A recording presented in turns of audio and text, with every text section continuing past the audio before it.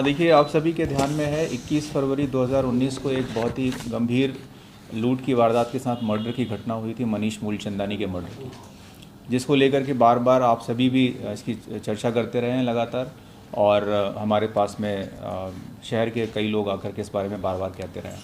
मैं हमेशा ये विश्वास दिलाता रहा हूँ कि हम प्रयास कर रहे हैं लगातार, हमने केस को बंद नहीं किया है।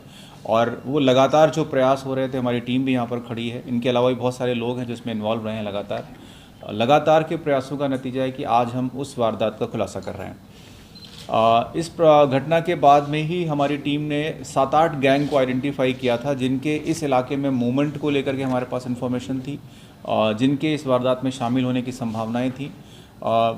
उन सभी गैंग को हम लगातार पिछले कुछ समय में पकड़ते रहे हैं, लेकिन वो क्योंकि हमारे इससे जुड़े हुए मामले नहीं थे, तो हमने जहाँ भी वो गैंग वारदात करके आई थी उन ज़िलों में या अपने ही जिन क्षेत्र में पहले उन्होंने वारदातें कर रखी थी उन जगहों पर उन लोगों को देख करके उनमें वो कार्रवाई कराई। एक गैंग जो हमारे पास शुरू में ही आइडेंटिफाई हो गई थी, किंतु वो गैंग अंडरग्राउंड होने के कारण हम उसे पकड़ नहीं पाए, उसमें समय लग गया हमें। हमारी टीम लगातार उनके पीछे लगी रही।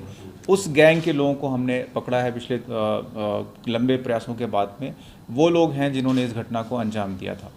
मैं यहाँ ये भी बताना चाहता हूँ कि इस प्रकरण में जो वारदात करने वाली गैंग थी उसने मोबाइल्स का इस्तेमाल नहीं किया, इसलिए हमें और ज़्यादा दिक्कत आई। सारा प्रयास जो था वो लोकल हमारी टीम के लोग थे, उन्होंने लोकल लेवल पर इंटेलिजेंस गैदरिंग करके ये सारी इन्फॉर्मेशन इकट्ठा करके गैंग के बारे में आइडेंटिफिकेशन का और उसके बाद में उस गैंग तक पहुँचने का काम किया। इस गैंग में जो लोग वारदात करने आए थे वो 5 लोग थे। अभी हम फिलहाल 3 लोगों को पकड़ पाए हैं। इनमें एक वो व्यक्ति भी है जिसने कि उस विदेशी मुद्रा को परचेज़ किया। 2 वो व्यक्ति हैं जिन्होंने वारदात की, जिनकी कुछ फुटेज हमारे पास अवेलेबल है, जिससे हमने उनको क्रॉस चेक भी कर लिया है। मैं आपको उन लोगों के नाम बता देना चाहता हूँ। जिनको अभी हमने गिरफ़्तार किया है उसमें एक है मईनुद्दीन, जिसने कि इस जो वारदात के समय विदेशी मुद्रा मिली थी उस मुद्रा को बेचने में इनकी मदद की, जिसके माध्यम से इन्होंने आगे उसको कन्वर्जन करवाया। ये व्यक्ति जोबनेर जिला जयपुर का रहने वाला है। दूसरा आरोपी सीताराम है, जो कि जयपुर ग्रामीण का रहने वाला है। तीसरा अर्जुन सिंह उर्फ अज्जू है, जो कि सीकर का मूल का रहने वाला है। इसमें सीताराम और अर्जुन वो लोग हैं जिनकी फुटेज आप लोगों के पास भी थी, जो कि आप लोगों ने दिखाई भी थी, जिससे भी हमें कुछ इंटेलिजेंस मिली थी बाद में। ये 2 वो लोग थे जिन्होंने वारदात में महत्वपूर्ण भूमिका निभाई थी। वारदात में फायर करने वाला एक व्यक्ति है रंजीत, जिसकी तलाश हम कर रहे हैं, जो व्यक्ति अभी भी अंडरग्राउंड है। इसके अलावा एक और अन्य व्यक्ति है जो काफ़ी फेमस भी है, जीतू के नाम से, जितेंद्र नाम है उस व्यक्ति का, जिसके बारे में हमारे पास जो इन्फॉर्मेशन है वो ये कहती है कि उसने रिसेंटली दिल्ली और इंदौर में जो बड़ी वारदातें हुई, जिसकी वीडियोस भी आपके बीच चलते रहे हैं, उन वारदातों को भी उसने अंजाम दिया है। ये 2 व्यक्ति, इसके अलावा एक और व्यक्ति है, पर इंपॉर्टेंटली ये 2 व्यक्ति और हैं जो हमारे टारगेट में हैं, इस गैंग में शामिल थे, इस घटना में शामिल थे। इनकी तलाश जारी है, इनको पकड़ने के हमारे प्रयास लगातार चल रहे हैं। और जिस प्रकार हम इन 3 व्यक्तियों को लेकर आ सके हैं, मैं कहना चाहता हूं कि हमारी टीम बहुत जल्दी इन बाकी 2 लोगों को भी लेके आएगी, जिन्हें हमने गिरफ्तार किया। उनमें से एक के पास में हमें देसी कट्टा भी बरामद हुआ है, जो हमने सीज़ कर लिया है।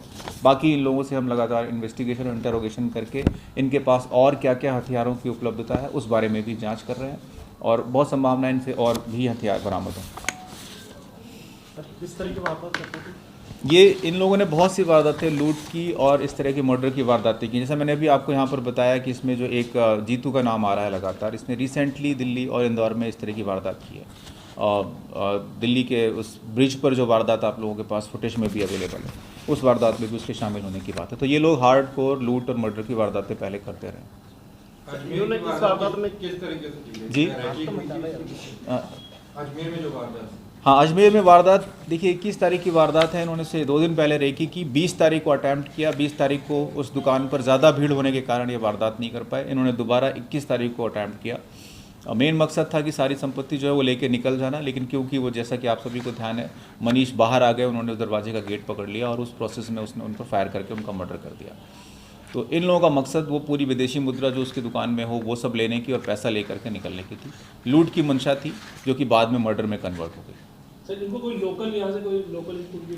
हाँ, देखिए, क्योंकि अभी हम इनको सबको पकड़ के लेके आए हैं, हमें बहुत संभावना है कि इनका एक साथी है जो कि यहाँ से इनको रेकी करने में मदद करता रहा हो, पर हम उसके बारे में कंफर्म तभी कह पाएंगे जब इनका और इंटरोगेशन कर लें। पर हमारे पास एक नाम आ रहा है, वो नाम उस परिवार या किसी व्यवसायी का नाम नहीं, इनके लोकल ही गैंग का एक साथी है जिसका नाम आ रहा है। हो सकता है उसने इनको यहाँ से रेकी करने में मदद की। पर जैसा मैं पहले ही कह रहा हूँ, इन लोगों ने एक दिन पहले रेकी की है, उसके बाद वारदात की है। कोई बरामद की? हाँ, अभी तो एक पिस्टल की बरामदगी है, बाकी अब प्रोसेस में सारी चीज़ें जो है वो बरामद की जाए।